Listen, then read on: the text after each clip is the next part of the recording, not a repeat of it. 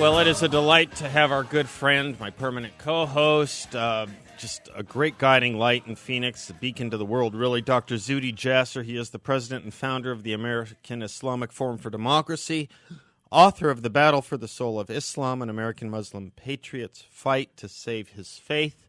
It's been all over the news and invoked a lot lately. I'd like to think first on this show, but I don't have as many listeners as Dennis, and Dennis did me one better. Dennis Prager, right? He said he would be honored to serve in a cabinet where you were president, Dr. Jasser. I don't know if you heard that or not. I did. Thank you. But you're not running. You're not. All these conversations about it's quite something when you're not only part of the conversation, but somehow I become the conversation. Yeah. And we got to change that and talk about something more important. Well, it must be kind of funny because there you are going about your daily life, treating patients, writing columns, and all of a sudden some presidential candidate says something what I think is rather stupid, and then you're all over talk radio. It must be kind of a fun life you lead. But it's an important life you lead because you're doing important work. And the letter you wrote to the Pope, the open letter you wrote to the Pope, was so important that I read it in full on my show, Zuhdi, because you were asking him to talk about things that were meaningful and important right in front of our eyes, not 40, 50, 80 years down the road. The real crisis, the real humanitarian crisis of our time. I don't know if you'd like to say a word about that before we bring things even more current. Yeah, and there's few people in humanity, if not, the most, that the Pope, with the leadership he has of 1.2 billion Catholics and this time in history that we're living in as the world order is unraveling, and to see him come to meet with the leader of the free world, and between them, they have the ability to set the world in motion towards to be on the right side of history. And what I saw is focusing on so many things that were political, that were controversial, that were domestic, and yet the Pope was humbly talking about how wonderful it is to be an immigrant and all these other aspects, speaking in some ways for the Syrian refugees positively, but yet not talking about the root cause. And the root cause is my religion's movements, that have Islamist movements that have dominated Islamic countries, and an Arab awakening that has a vacuum. And if there's anyone that can set that straight, his predecessor, Pope Benedict, talked about the need for Islam to come to terms with reason. And why is it too much to expect for the Pope to, if he can weigh in on climate change, he can certainly weigh in on the need for the second, if not the other largest religion on the planet to come to terms with modernity. And it was just the silence was deafening, and I thought something needed to be written to him about that. Yeah, one of the things I hate, maybe you and I could write a book about this someday, a list of books that need to be written.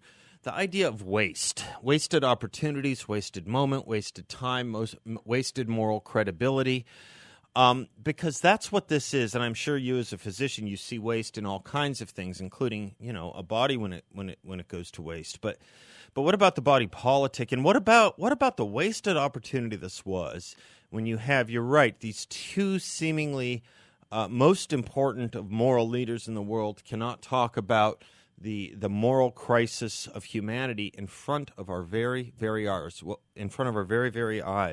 what is being done to human beings in the name of religion, in the name of God. These two leaders wasted a moment that in an earlier day when there were other crises against humanity and also, in this case, I guess, against religion, the leaders did stand together and stand up and speak out and cry out. And that would have been Reagan and Pope John Paul II. Whenever they united, they did not waste those opportunities. And I think that's what's worse than anything, just the wasted moment. It really was. And, not only was our largest holiday being celebrated while he was here, of the Islamic calendar, the largest Jewish holiday of Yom Kippur was being recognized, and then a week later you had the UN meeting, and the president making statements about, obliquely about terrorism and things, and I'm sure we're going to talk about that. Yeah. But it was just sad to see these. And then you look back in history, whether it's Eleanor Roosevelt or so many that at a certain time weighed in and talked about what the role of the free world was in coming together, what the UN was about, what the Universal Declaration of Human Rights is, and why all of a sudden the world these Islamic leaders, be it the Saudi, the Saudi Arabia, Qatar, or others, can't sit back and take a little bit of a lecture from the Pope. I don't understand, because I'm sure he has enough to teach them, and he just didn't do it. We will. I'll get to the UN and Syria and ISIS in a moment if I can, because I want to just say one more word on this, because your finger is right on the right button here. Everyone wants to dance around this issue just a little bit, and I myself am diffident, because who knows what the climate change issue is, and I don't need you on the record. I've never really gone on the record because I don't know, but it is something that's whatever it is, whatever the crisis is there. It's odd to call it a crisis compared to what's in front of us right now, what we're living with right now. The crisis is certainly decades down the road. And it seems to be an easy thing to talk about. And it just seems to me religious and moral leaders cave, collapse, surrender, preemptively surrender when they go to the easy thing, when they talk about the easy things. And the issue that is going to doom humanity today or tomorrow, if not confronted muscularly by military might, muscularly by moral conversation, and to be put back on the map that we all read, is radical Islam. This is the fight of the day. This is today. It's in front of us. And it would have been a way to put it back on the headlines, in the news. This would have been a way to do it.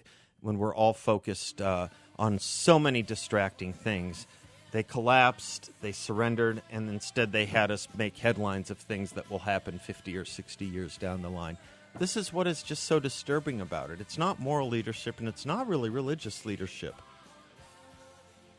And the theme is religious liberty. And it's about religious yes. The Pope doesn't need to, I told him, I said, fine, it's about political Islam as far as I'm concerned, and you can push Muslims to advance the ideas against theocracy, but don't even worry about the theology. Yeah. Just advance religious liberty. I mean, this Pope, who borders on being a pacifist, was on the edge of basically legitimizing the need for force against ISIS because he was recognizing the genocide happening against Christians. He mentioned it from Italy. Yeah. And yet now, standing next to the leader of the free world that could make a difference in these things, was unable to articulate not a word. what the question was. Be right back. We'll be back with more from Zuhdi Jasser. So pleased and privileged to have Dr. Zuhdi Jasser with us. The battle for the soul of Islam and American Muslim patriots fight to save his faith. Dr. Jasser, your jaw must, well, in an earlier decade it might have been, an earlier part of this decade it might have been on the floor. Had you heard the American president say what he said about Syria yesterday, or what he said about radical Islam at the UN yesterday? At this point, I guess we're almost used to it. But there were two things that I thought were shocking, and I'll let you weigh in on both, that the president said at the UN about Syria and about Islam, radical Islam itself. You know what? You're my guest. I'll let you talk. What did you hear yesterday? I heard him basically saying that Assad had another ticket to get out of jail free, and was going to continue to be somebody who somehow we were partnering with. He was differing with Putin about the method, and obviously said that we were still looking to somehow have him exit. But the bottom line is he said, part of our job together is to work to reject extremism that infects too many of our young people. Part of that effort must be a continued rejection of Muslims by Muslims of those who distort Islam to preach intolerance and promote violence. And it must also involve a rejection by non-Muslims of the ignorance that equates Islam with terror.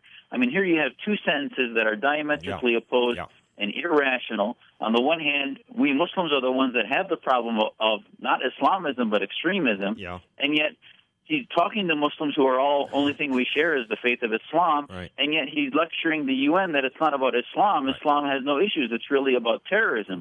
So it's about, again, the same issues. It's a tactic, and the excommunicator-in-chief is telling me who's a Muslim and who's not, and what Islam and what is Islam and what isn't. And yet, as he talked to the Islamic Republic of Iran, the Islamic Republic of Pakistan, and Saudi Arabia, I guess He didn't question their bona fides of the Islam they seem to represent and all the human rights they trample over every day. And Syria, in the meantime, is somehow fighting the same fight against ISIS, which is just a totally upside-down world, because ISIS exists because of the fact that we've not neutralized Assad and his regime. You focused on the two exact parts of his speech that I was focusing on as well. Spoke some about it yesterday. Let's go through it just a little bit. Right before he says realism requires a managed transition away from Assad and to a new leader, and an inclusive government that recognizes there must be an end to this chaos so that the Syrian people can begin to rebuild. If Dr. Assad heard that, he must have been laughing. He must have been laughing because it was Barack Obama who showed Dr. Assad that he has no intention of ever following up with any threat whatsoever. He promised a red line, Assad crossed it, and President Obama outsourced it totally, gave up on it fully. I think Dr. Assad must be laughing at the president. He certainly is. And his primary benefactor, Putin, and Iran are laughing as Iran's waiting to get their $150 billion that they will use to continue to feed Assad. Here you have Russia, who, by the way, a year ago was on the edge of pulling out their troops from Tartus and their base. They were going to close it because the Syrian military was on the verge of losing conscripts. And then, sure enough, they've had infusions of cash. Russia has decided to lock down with Assad because they saw Obama backing down completely from any, not only red lines from the use of chemical weapons, but any type of sanctions, and actually looking to saying that ISIS is the bigger problem and Assad has nothing to do with that. So strategically, it is the most inane, ignorant policy that I think will go down in history.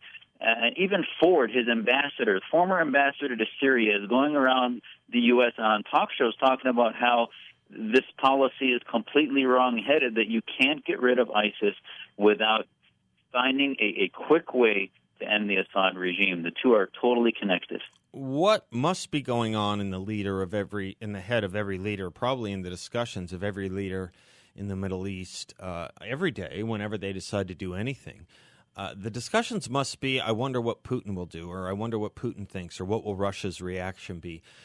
They are not asking about the United States and Obama in a way that once upon a time they would have. And I think it shows a tremendous vacuum, and unfortunately, who now the strong man on the world scene is, and who matters. Who matters? And it's not the United States, evidently. This is why Crimea mattered. This is why, whenever Russia tests the waters and they see that it's theirs free to float in wherever they want to go and continue the 20th century paradigms of siding with the most militant dictators in order to maintain control of the region. You had Putin lecturing Obama, and, listen, on Facebook you had... On social media yesterday, I saw a lot of conservatives spreading these posts that Putin schooled Obama in the Arab awakening and that Obama facilitated the rise of the Islamists. Right. Obama's sins, yes, he might have assisted some of the Islamists, but his sins are far greater in omission than in commission in the Middle East. Yes. So the vacuums have been filled by Russia, Iran, and Saudi Arabia and Qatar for the Sunni Islamist side of ISIS. So to say that Obama created ISIS is the narrative that Putin wants to throw into the mix in order to blame everything on the West, to turn us away from realizing what exactly he's doing and creating and help create that Shia crescent from Iran to Lebanon. Yeah, no, absolutely right. I'm with you 100% on that point. And the other point that I just wanted to have you speak on, and you did so beautifully, I'll just have you say one more word on it, was the internally contradictory statement President Obama made at the UN yesterday, which was a repeat, basically, of what he did the year before at the United Nations. He's at once calling on reform-minded Muslims to speak to their co-religionists, saying that they should not distort Islam into a religion of violence or extremism. And then on the other hand, he lectures everyone who's not a Muslim for blaming Muslims and equating Islam, in fact, with terror. And I just don't know how you think you can have both. I just don't get it. I mean, why not lecture Christians and Jews in the first place rather than Muslims? And this is all related. Yes. The conversation with Dr. Carson about who are our allies, can any Muslim be president? Not all of them. If they're Islamists, Right, they can't. right. When the president is going to lecture, please read.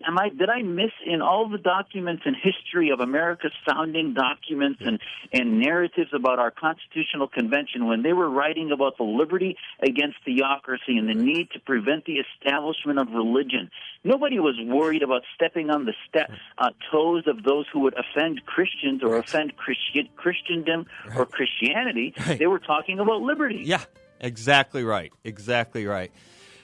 Dr. Jasser, thank you. Thank you for your continual fight for liberty and reminding us about our founding documents and reminding the Pope about his moral credibility and his authority and the President and everyone else, too. Just thank you. Thank you all the way around. I appreciate it. Thank you. God bless you, Seth. Anytime. We'll see you Appreciate soon. it. You betcha.